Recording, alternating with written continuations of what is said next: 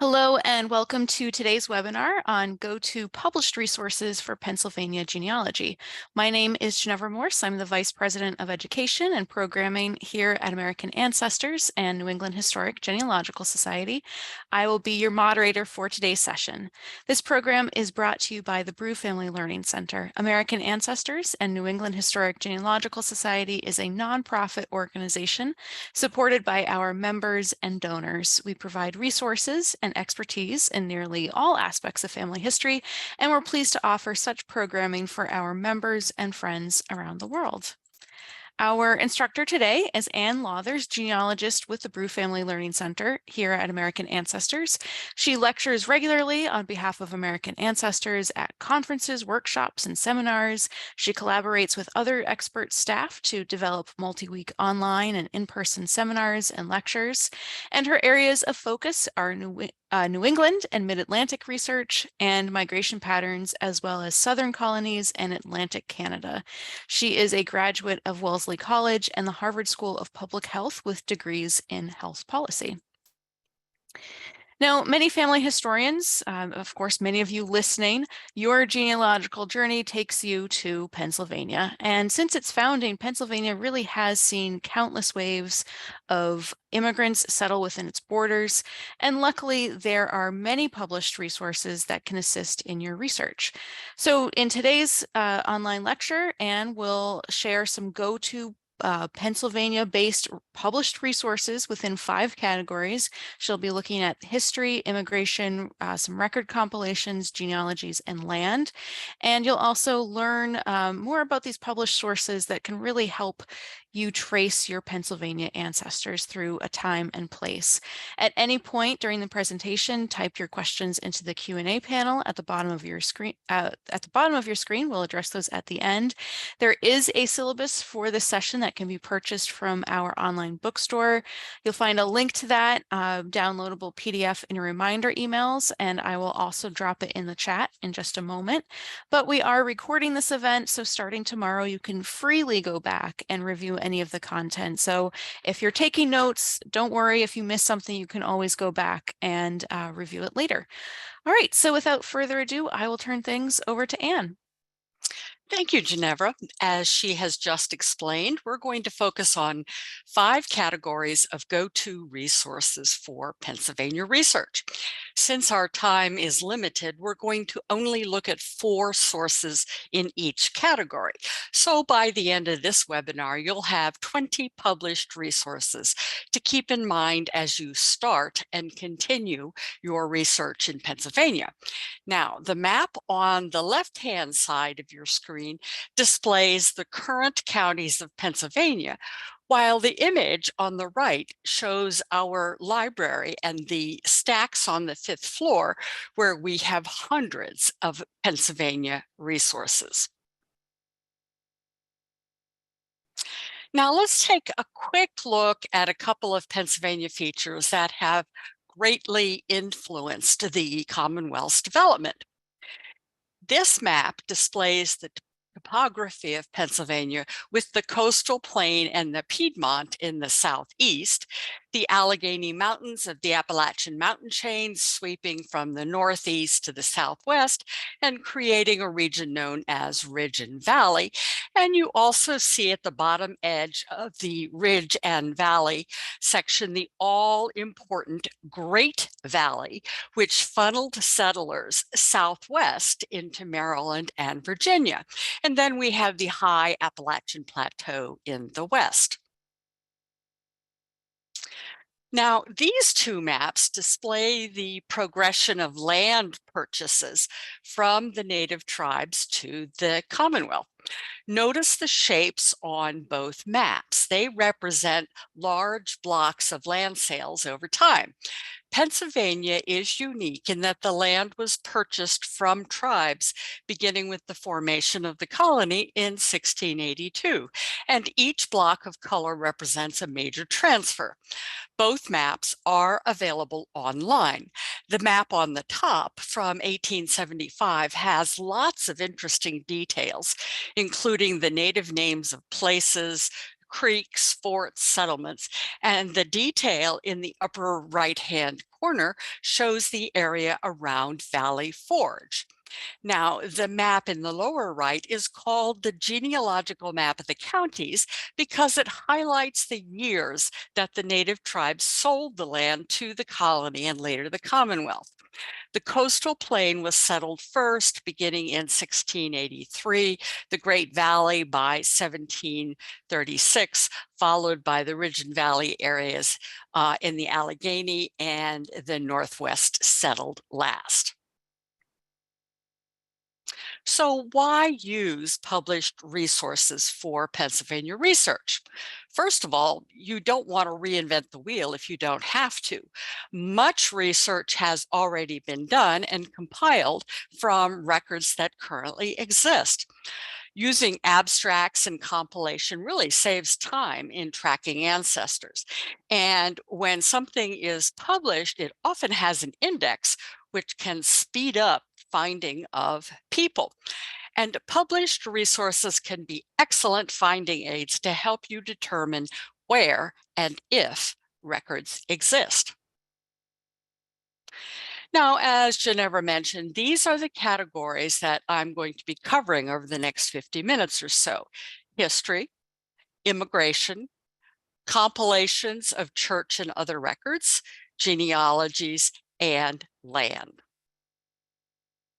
I do have a couple of caveats. First of all, what you are seeing this afternoon is one person's, mine, view of valuable resources. And secondly, the categorization of the resources could be viewed as somewhat arbitrary, as several resources fit nicely into more than one group. I have tried to prioritize online access to resources, as many people don't have the time or wherewithal to travel to the many fine repositories in Pennsylvania. So some of your favorite resources may not be included. Also keep in mind that some of the offerings I'm going to cover are rather dated and may contain language or terminology that would not be used today. So please do keep that in mind. So let's start with histories. As the largest middle colony and home of the important port of Philadelphia, Pennsylvania has a long and rich histories. Published histories help you understand the settlement patterns of a region and various influences on internal migration. Published histories talk about political forces that shape the state's development. A published history gives context for our ancestors' lives and sometimes helps us understand the motivation for various actions. Now, these are the 4 history resources that I have selected. The History of Pennsylvania by Klein and Hugenboom, the Pennsylvania, A History of the Commonwealth by Miller and Pencack, Paul Wallace's Indian Paths of Pennsylvania, and Christine Crawford's Lost in Pennsylvania. These provide an overview of the rich Pennsylvania history, as well as the history of internal migrations in Pennsylvania and how to find material in a very important repository of Pennsylvania history, the Pennsylvania Archives. The first book, A History of Pennsylvania, provides a comprehensive overview of over 300 years of history. The colonial section of the book covers the earliest native settlers, as well as the first Europeans, the Dutch and the Swedes, who settled in the Delaware Valley in the early 17th century. William Penn and the Quakers are the subject of several chapters. The book focuses on Pennsylvania as a hub of experimentation and innovation, as suggested by the section titles. So, for example, the second section is Laboratory of Democracy, covering from the period after the 7 Years' War through the beginning of the Civil War, and then Laboratory of Industrial Society from the Civil War to 1900. This particular book is available online at archive.org. It is borrowable in 1-hour increments. And don't miss the many maps and illustrations. So, in addition to clear text, the book has some lovely maps. So, for example, on the top left, we see a map showing the outlines of the various competing claims for Pennsylvania. Down at the bottom, we have the Maryland claim, the bottom of that diagram. And in the middle of the diagram, we have the Virginia claim. And up at the top, we have the Connecticut claim. This was quite common in the colonial era when all the colonies took the view that their particular grant extended from the Atlantic seaboard directly west. Now, the map at the top right shows the canal system developed after the Revolutionary War, which helped speed transportation before the coming of the railroad. And by the way, that makes for a very interesting story, the decision-making process of which to build first, canals, as New York did with the Erie Canal, or railroads. Now, the second comprehensive history is edited by Randall Miller and William Pencack and includes essays by prominent scholars. It was published by Penn State University in 2002, and there is an online version which you can borrow in 1-hour segments. An outstanding feature of this particular book is part 2, which focuses on key aspects of Pennsylvania culture that helped it become the Commonwealth of today. Now, the history is presented in 50-year segments. So we've got the first Pennsylvanians, the colonial period, building of democratic communities, Civil War and its aftermath, and 20th century Commonwealth.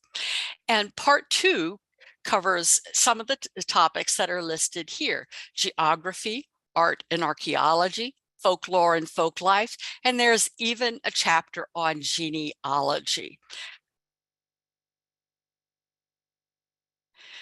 So here we're taking a glance inside the book. The page at the top left shows the ethnic composition of Pennsylvania in 1790, with the darkest areas representing the highest concentration of a specific group. So in the upper left-hand part of the upper diagram, it shows the concentration of German settlers in the eastern part of the state. Directly below that, you see a diagram that depicts the English and the Welsh. And the bottom diagram on that side are the Scots-Irish, showing them concentrated in the Midlands and the western part of the state in 1790. And on the right-hand side of your screen, you see the beginning of a chapter by William Pencack, and is typical of the very personable writing style of all the authors of chapters in this work. Now, the next resource helps you understand how internal migration in Pennsylvania occurred. Just looking at the maps shown at the beginning of this lecture, one sees that the Appalachian mountain chain provides a significant barrier to easy movement. So how did settlers travel? This book was written by Paul Wallace and first published in 1965 by the Pennsylvania Museum and Historical Commission. The content is organized alphabetic by name of trail, which could be confusing because the typical reader has no idea as to the original names of the trails. But do not despair. The end papers of the book provide a guide to the trails, and the book includes detailed descriptions of the history and layout of each path. So these are the end papers of the book displaying all the path names. All you need to do is find that part of the state where your ancestor lived and note the names of the trails. Now I'm going to give you a little bit more information here. The trails shown on the previous slide follow the natural topography of the state. This is a map of the major Pennsylvania rivers. We see that the Susquehanna River is a huge presence in the middle of Pennsylvania, with the main branch heading up the middle of the state north and then branching west and northeast. In the western part of the state, we have the Youghiogheny, the Monongahela, and the Allegheny meeting to form the Ohio River in Pittsburgh. So let's suppose that we superimpose that map of the river system onto Mr. Wallace's map. Some of the most important rivers are shown here in blue, and I've highlighted several paths in yellow. The red circles mark major meeting points: Philadelphia on the right, modern-day Harrisburg and Sunbury along the Susquehanna in the middle, and of course, Pittsburgh in the west. So you can see how the native trails take advantage of the topography. This shows the route of the Venango path from the Wallace book. This path starts in Pittsburgh and heads north towards what is now New York State. Each path description is accompanied by a map and the history of the path, and for the adventurous, modern driving instructions. Now, the next resource guides you to the Pennsylvania Archives. Archives provide a permanent home for important materials for a region or a group. Archives preserve history. In Pennsylvania, the state archives have transcribed and published a number of important military, tax, land, and church records for Pennsylvania. There is a short, readable, and easy to follow guide published by Christine Crawford Oppenheimer, both as a pamphlet and as an article in the Pennsylvania Genealogical magazine. She notes that the indexing of some of the published archive series are iffy, so she suggests starting your search of the Pennsylvania archives with the 6th series, which include military and church records. Then move on to the 5th series, which is a retranscription of the 2nd. Oh, and by the way, the index to the 6th series, that's labeled the 7th series. Now, the 3rd series, which is one that I often use, includes military rolls, land warranties, tax lists, which are a great census substitute. And these are online at American Ancestry. This booklet, is online at americanancestors.org. Now, this slide shows you on the left-hand side of the screen a section of the Lost in Pennsylvania guide with tips on what each series contains. And on the right, you see a page from the 3rd series, so from the published archives. This is for Amwell Township in Washington County. It's a tax list from 1781. And as I said, it's a valuable census substitute for one of the Western Pennsylvania townships. And in addition to the name of each taxable inhabitant, we see the number of acres they owned, along with the number of horses, cattle, and sheep. So a lot of information about the individuals. Let's go on to immigration. The selected resources for this section are shown on this slide. Three of these resources focus on two large immigrant groups from the 18th century, the Germans and the Scots-Irish. And the last resource highlights one of the many religious groups that were drawn to Pennsylvania. So we have Ralph Strasburger's Pennsylvania German Pioneers. We've got Annette Bergert's Colonial Pennsylvania Immigrants. We've got Wayland Dunaway's Scotch-Irish of Colonial Pennsylvania, and Albert Cook Meyer's Immigration of Irish Quakers to Pennsylvania. Now, you will notice that the author of one of the resources has her name in small capital letters.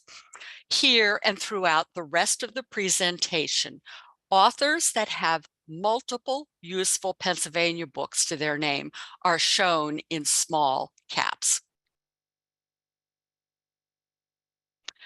Now, Philadelphia was the largest city in colonial America before the Revolution.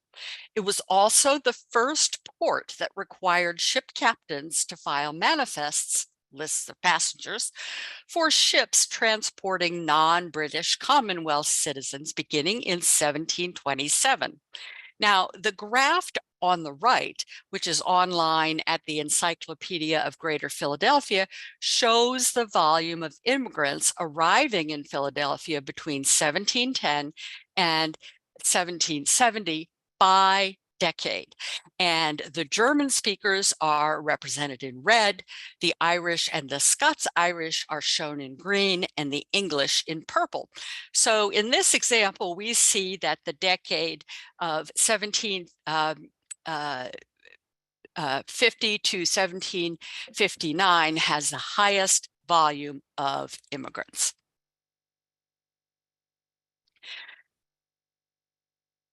This first book in this category is considered to be the most comprehensive list of ship manifests for the Port of Philadelphia for the period 1727 to 1808, sorry. Keep in mind, however, that these lists were only required for non-British Commonwealth passengers. So it is not a listing of every single person who came into the port. It also usually does not include women and children. This book was compiled by Ralph Strasburger and edited by John Hincke, and was first published in 1934 by the Pennsylvania German Society.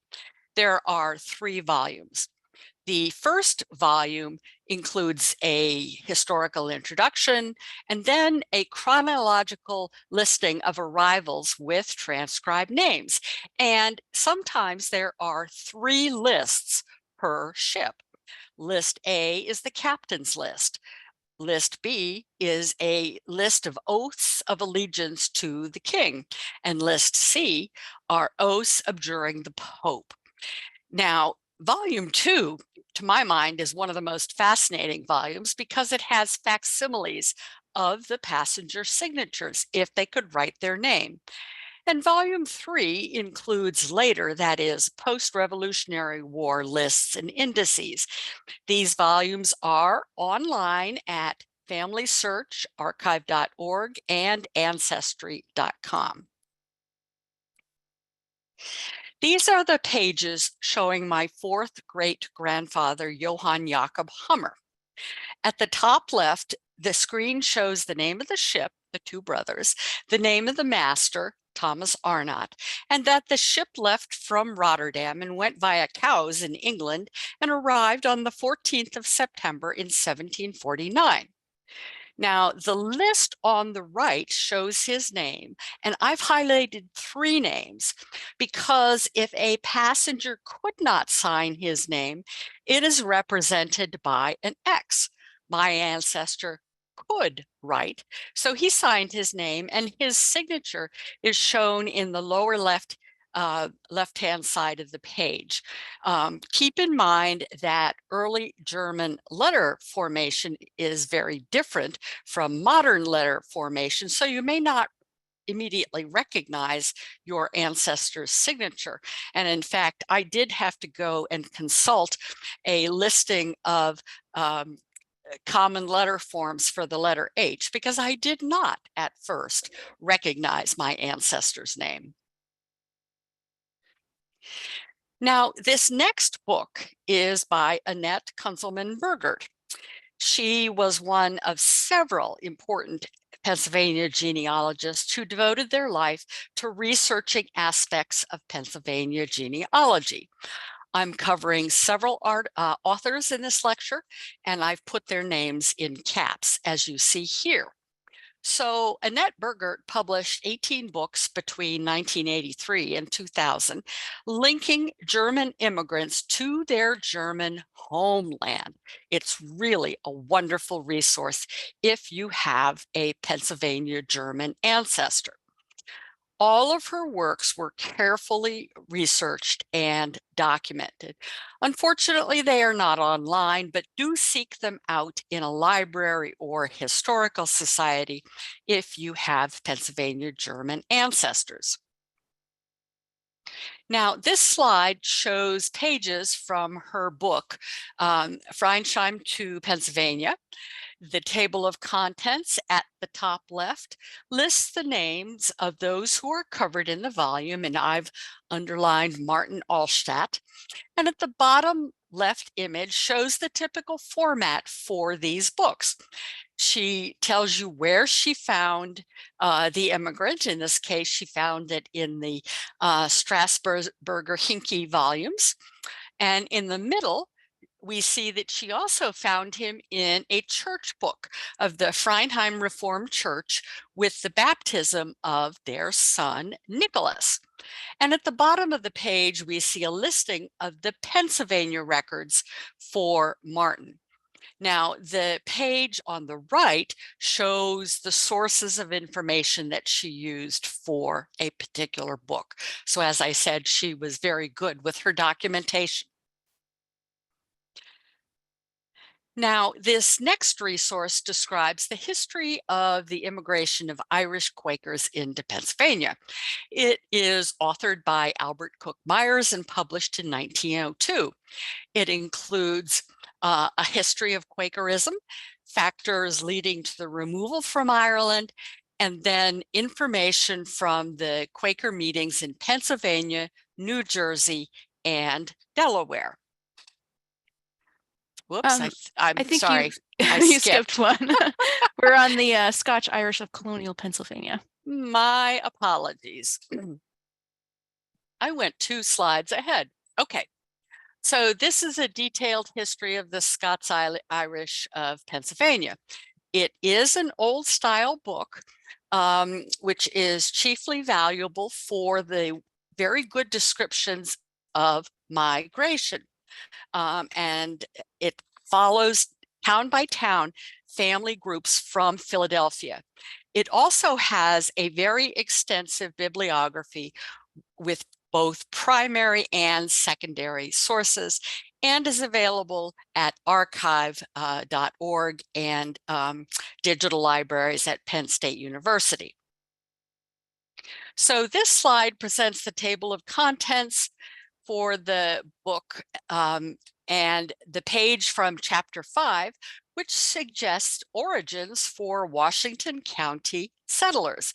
This is gives you an example of how this particular book might be a good finding aid for those of you researching your Scots-Irish ancestors in Western PA who suddenly appear in records with no trace of their antecedents.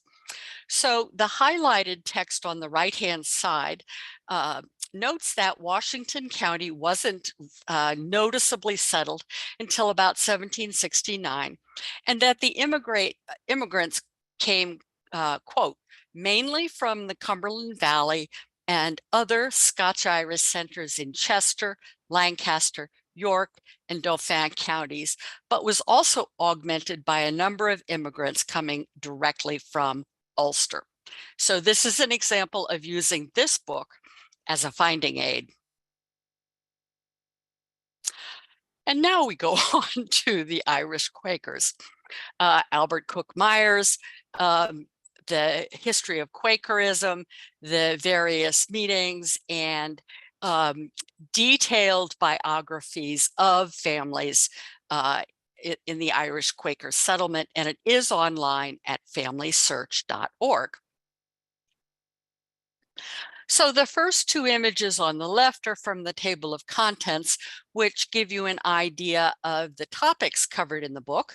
And the image on the far right displays the biographical information when available.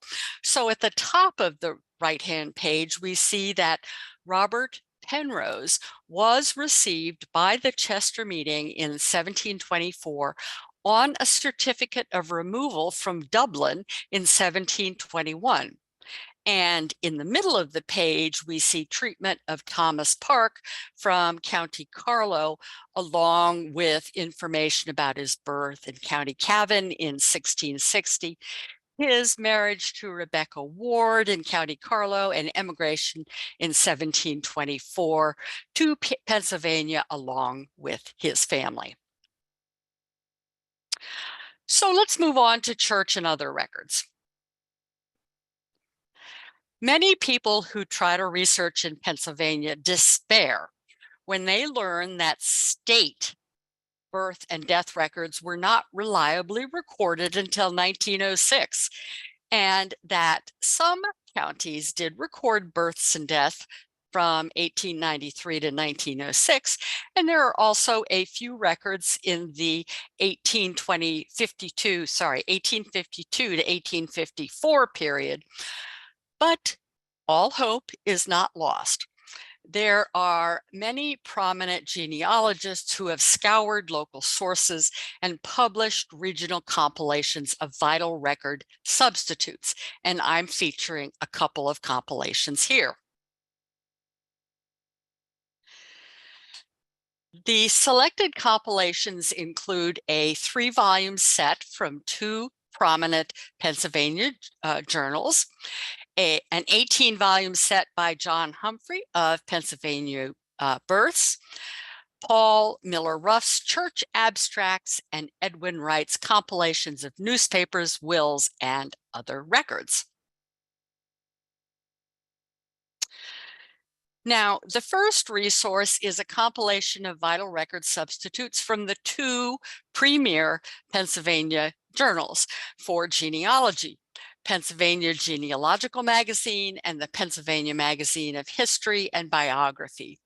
There are 3 volumes of this set, and it was published by the Genealogical Publishing Company in 1983 and is available at archive.org.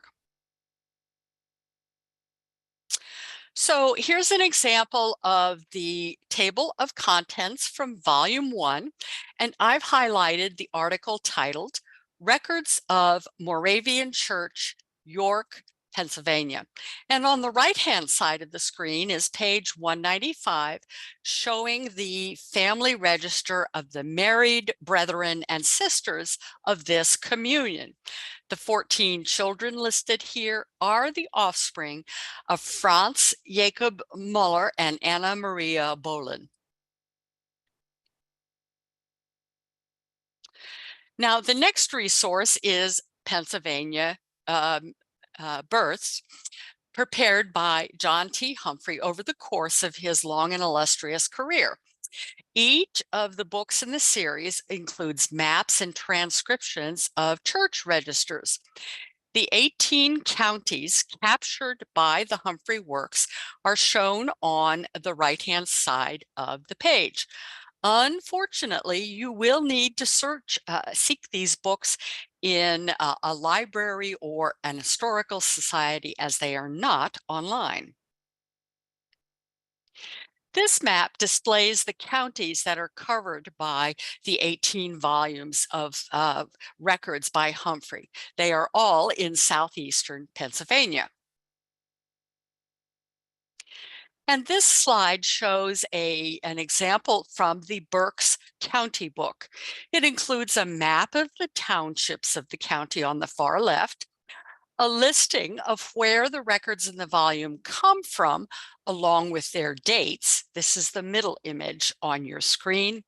And then at the right, we see a page with names surnames arranged alphabetically, and the child's name within the surname also alphabetically, along with the date of birth, baptism, depending on the congregation, the parent's name, and the reference to which church it was on the far right. You notice there are all numbers on the far right, and they correspond to the church records section that I am displaying in the middle image. This next resource is one of the books by Reverend Paul Miller Ruff, a Lutheran minister.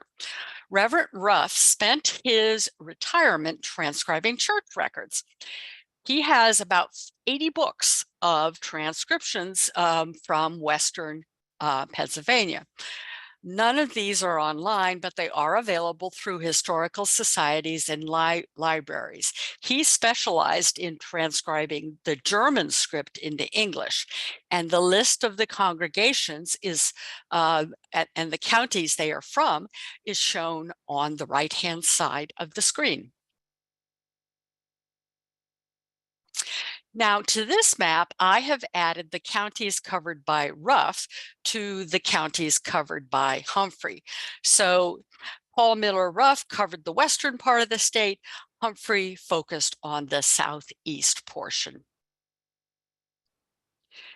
Now, this next author, F. Edward Wright, he really specialized in Maryland, but he does have a number of books for Pennsylvania. He's known for his abstracts of newspapers and wills, and is less well known for his transcriptions of church records. He has nearly 500 publications to his name. His Pennsylvania material does not appear to be online, as is some of the Maryland material is online. So you will need to access it through a library or historical society. Now, this is a bonus slide. Since the last slide showed a prolific author of abstracts whose work was not online, I wanted to show you an author with online works. This is Kenneth Scott, who focused on Pennsylvania and New York. He was prolific and can be found in the journals of the National Genealogical Society Quarterly and the New York Genealogical and Biographical Record. So he features content that includes transcriptions of newspapers, abstracts of wills, naturalizations, and more. Now, this slide shows several of the pages from a compilation of abstracts from the Pennsylvania Chronicle. In the middle image for 1767, we see a newspaper notice for the death of William Denny, who was Lieutenant Governor of Pennsylvania, and it's advertising his real estate sale. On the lower right, we see a notice from 1771, a notice of the death of John Whiting, quote, a brave and experienced officer. Now, I have a tip. I've been featuring authors. How do you find more books by the same author? How do you know where to go to find those books? Use WorldCat. Now, WorldCat is an online card catalog that you can search by author, you can search by topic, you can search by book title. It then gives you the publication information and which libraries in the United States carry the books. Very helpful. And of course, as genealogists, we know it's much easier if someone else has already done the work for us. So what is available for Pennsylvania? Why use published genealogies? Well, you may find your ancestors already laid out in detail with source citations.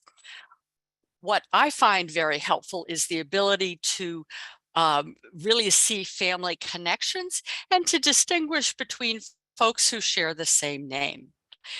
And once we find the correct ancestor, we see more biographical details. So it becomes very helpful. Published genealogies can really save us from having to delve into the records themselves, but at the very least, they point us in the direction that we should be going. So the genealogies that I will be covering are two general sets of genealogies and two ethnic-specific genealogies. The first two are from the Genealogical magazine and the Magazine of History and Biography.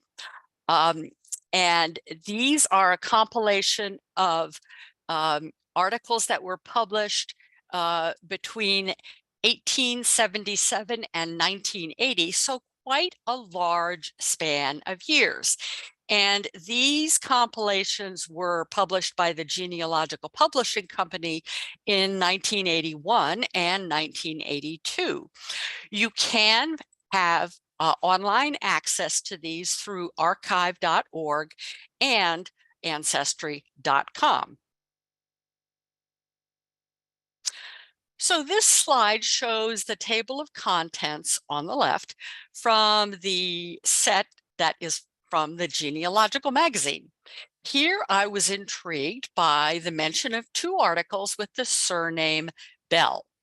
I have Bell relatives in post-Revolutionary War Kentucky, and I suspect they came from Virginia, but you never really know until you look. So I went and dug out the article. The page on the right shows the article by Raymond Bell on the bells of Dauphin County before the Revolution. This article is particularly useful for family historians as the sources are clearly given. For example, see the underlining, the red underlining. It says Lancaster County Orphans Court and gives a year. Lancaster County Deed Book, R45. Lancaster County Will Book. Us genealogists live for being able to find citations such as this so that we can go and take a look at the original records for ourselves. Now, this slide shows material from the Pennsylvania Magazine of History and Biography. The table of the contents on the left is set up the same way as the table of contents for the Pennsylvania Genealogical magazine compilation. And the narrative on the right shows the very readable style of text. In this example, I looked at the index for a John McMullen, a name that I had been researching recently. And on page 454, I see that this John McMullen lived in Philadelphia, while my McMullen probably lived in Dauphin County.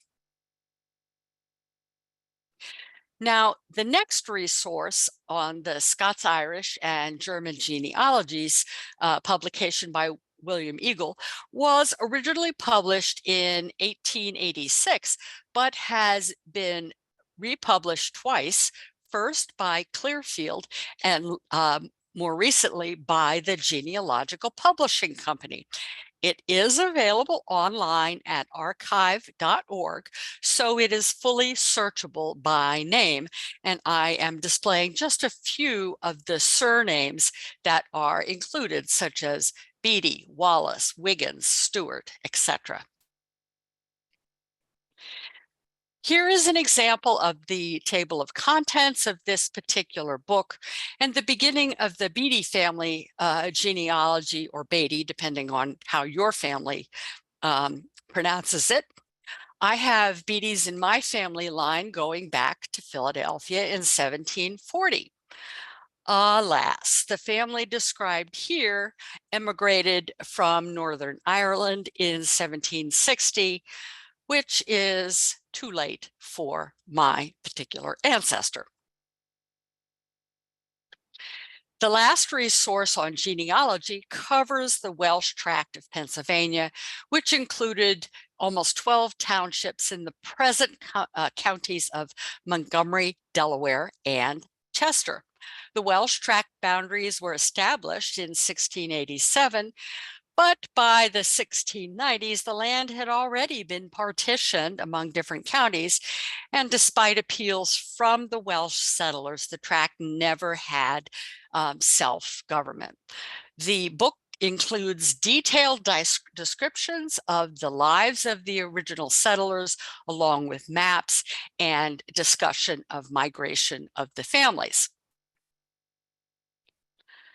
So the book is organized by the name of the patentees. If you look down in the lower right-hand corner, you see the table of contents, and it says things such as John Bevan's land patent, John and Wynn's land patent, etc. The text on the left-hand side presents detailed descriptions of the land transactions and the pedigrees of the families settling on the land. And the book does include a map, as you see in the upper right-hand corner, with the original settlers. And our final category is land. There are many reasons why we might turn to land record and why we would then also turn to published sources covering said land records. Well, you want to use land records to place your ancestor in a certain place and time.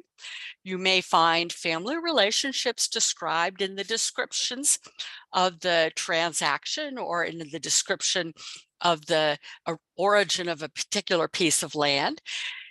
It will list neighbors, so you can find out who the associates of your ancestor is. And it may shed light on your ancestor's economic status.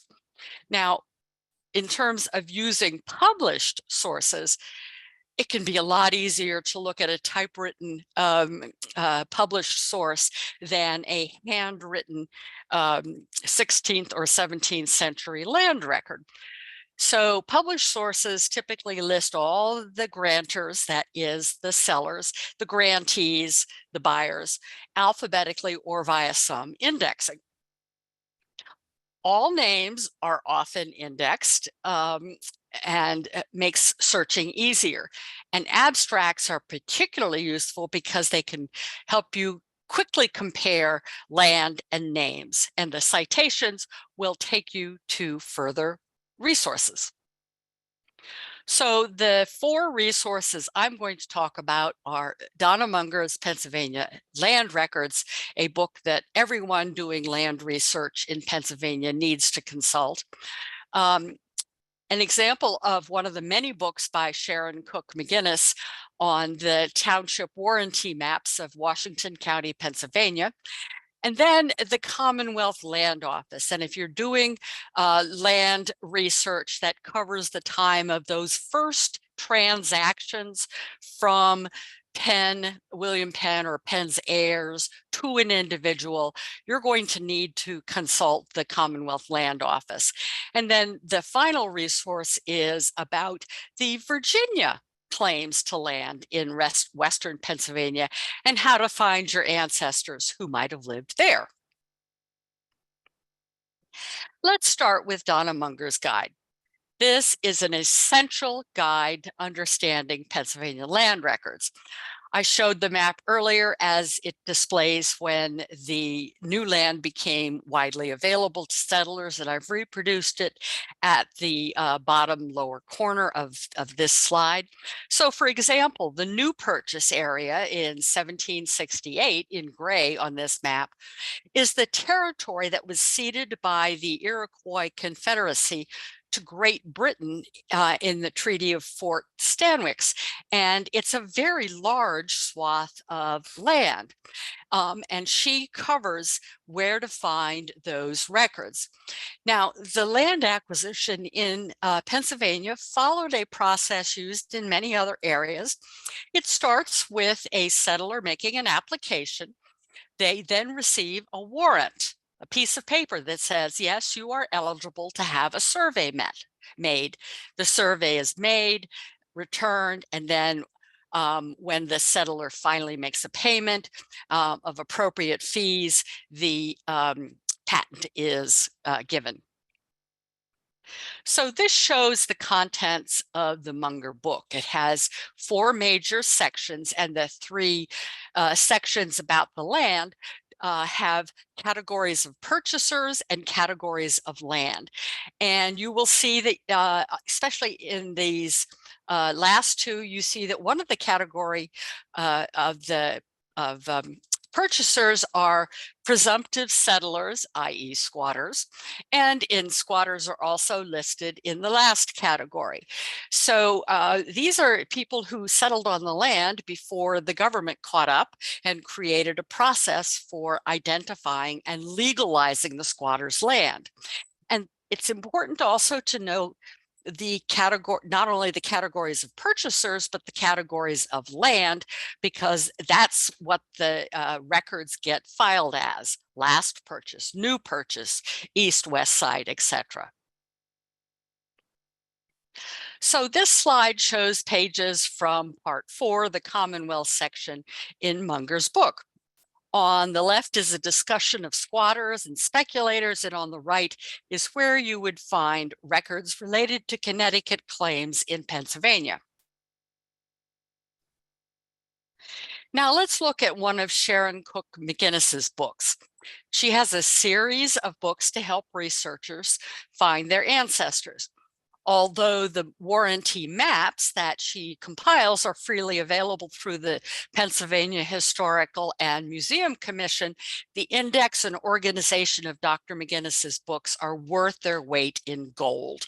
So, for example, the contents gives you an explanation of the land purchase process, gives you maps, gives you township by township listing, and then on the next page, we will see the tables.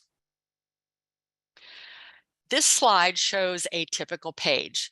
The index in green had a James McMullen on page 563. So there I go to page 563, and I've highlighted his information in red at the top of the page.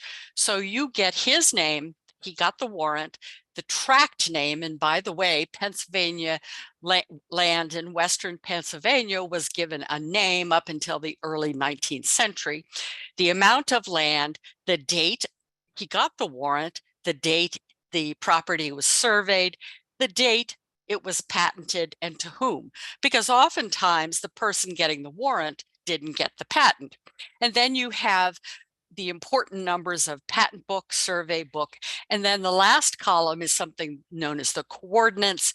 Dr. McGinnis has included maps of the warranties and put a grid on them so that you can see where on these very busy warranty maps your ancestor's name is.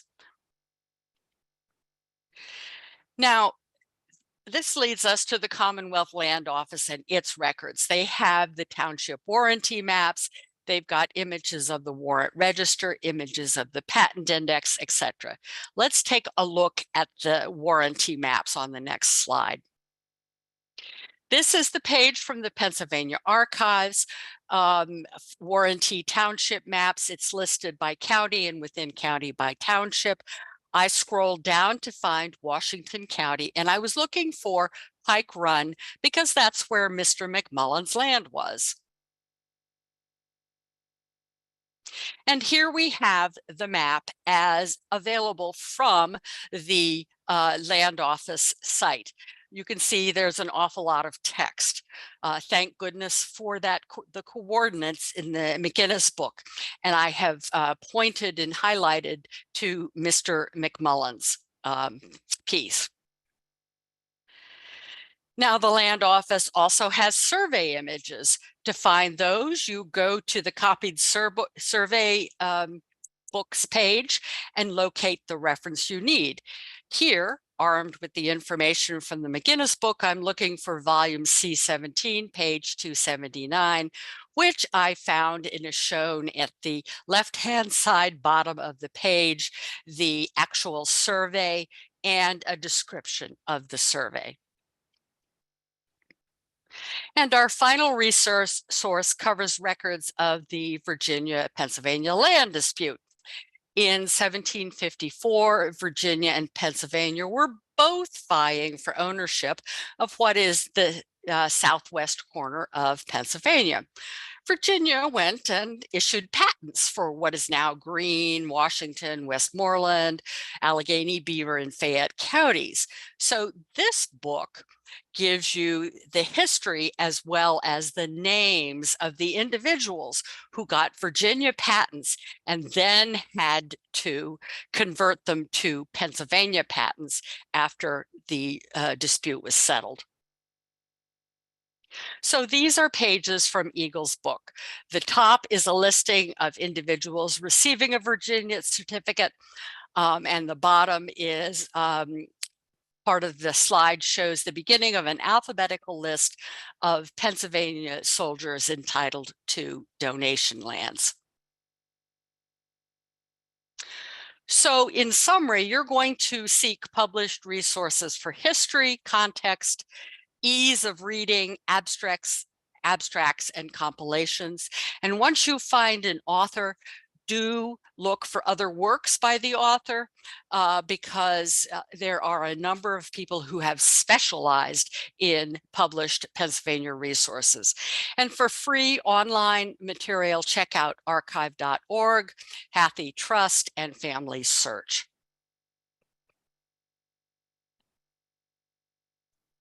All right. Well, thank you so much, Anne, for that fantastic whirlwind look at some of the go-to resources, published resources for Pennsylvania research.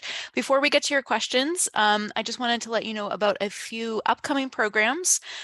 Next Thursday, tune in for a free webinar on discovering the past through digitized archival material. Laura Blomville will talk about how to use AM Explorer, which is a third-party database on our website. It's a subscription website, but if you're a member of American Ancestors, you can access this as part of your membership for free through our website. It has over 120 collections of digitized archival material.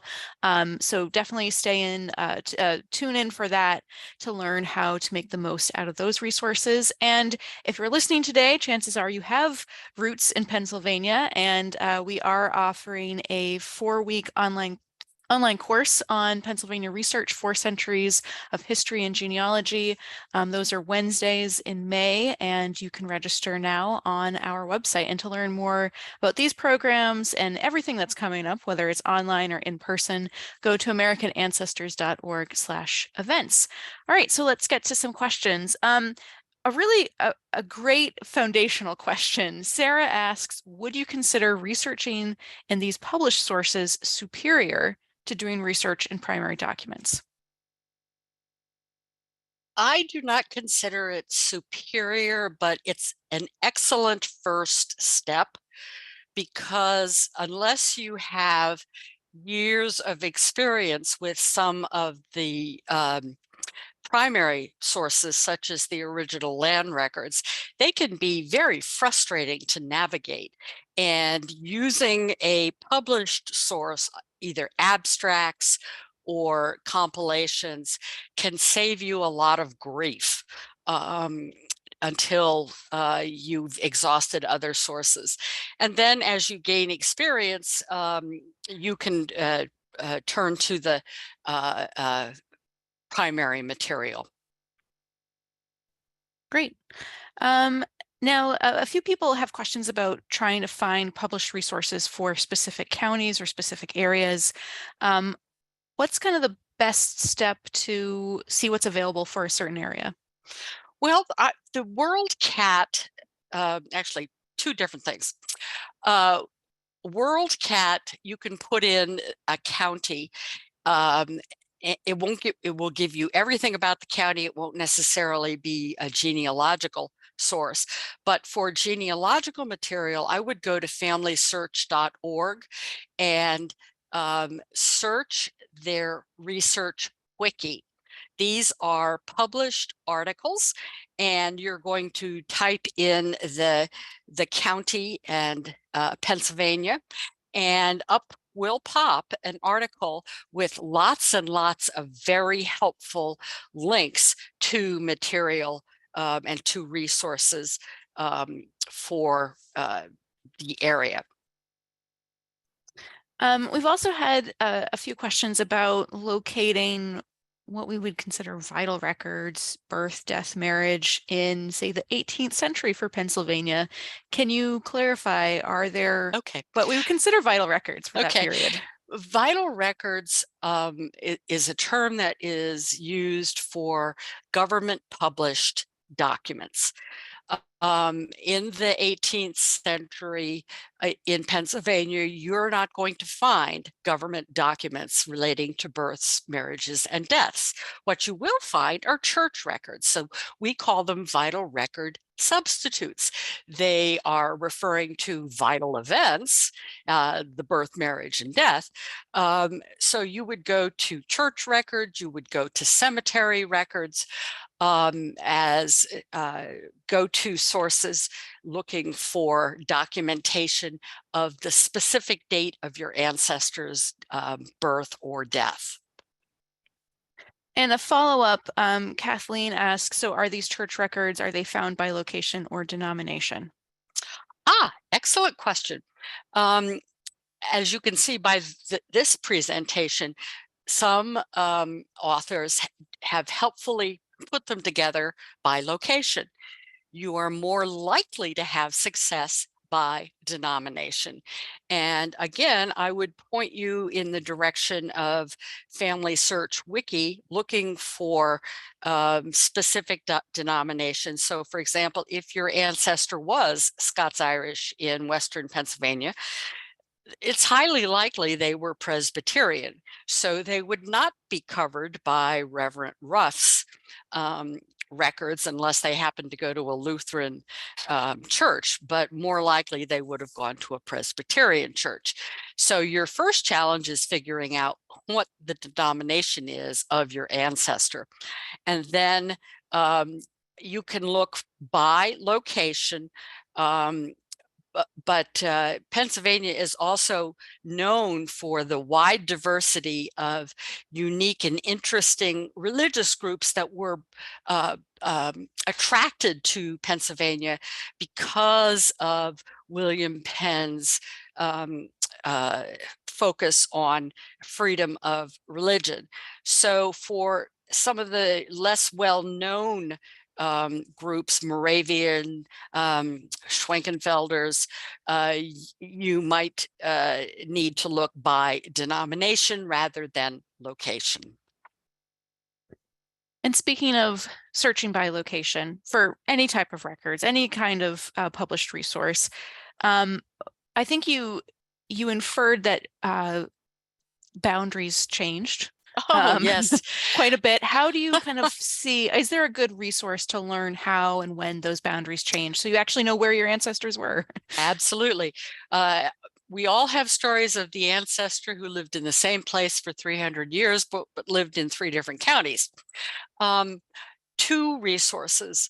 One is the Newberry Atlas of County Boundary Changes, it's online, published by the Newberry Library in Chicago. And the other is mapofus.org, which shows you in an animated fashion the boundary changes over years. So it depends on which one you're more comfortable with, which you use. I tend to use Map of US, but I guess that's because I started with it. Right. Let's see. You kind of mentioned, different religious groups. There were a few questions about Mennonite resources as well. Any kind of suggestions there? There is a Brethren encyclopedia, which I've often used in reference to Mennonite resources. Ancestry does have good resources for the Mennonites. You can go to, I'm trying to think of the name of the website. I'm blanking on it, but there are websites devoted to the Mennonites. You can go look there for history, and they often have suggestions of where to go for resources. This doesn't really apply to Pennsylvania, but for example, the Congregationalists here in New England have a really great website with lots of online resources for congregations in the Congregationalist denomination. And you will find this for other denominations as well. And also finding resources for later immigrant groups. Any suggestions on how to track those down? Depends on how late we're going. If you're looking for immigrants up to about 1950, you're probably going to find records, naturalization records as being very helpful. And the naturalization records from 1906 forward are a wealth of detail of place of birth, family members, etc. So if you're into the 20th century, you're going to have great resources at the time a person or family naturalized. If you're thinking later being 19th century, your resources, you will have passenger lists by that time, because passenger lists became required in 1820. And for everyone, not just the non-British Commonwealth people. And those resources will help you figure out what port your ancestor came into, where they may have gone after that. But really, it depends on what you mean by later immigrants. Sure. And then finally, several questions about land records and their availability online. Can you talk a little bit about that? Land records are very available online. If you are looking for land records after that first transfer from the Crown to an individual, and you are looking for land records about subsequent transfers between people, these are almost always, you almost always are going to be able to find them at familysearch.org. Now, the indexing for the records may give you pause. And again, I would refer you back to Donna Munger's book, because many of the counties use some of the less easy to understand indexing systems.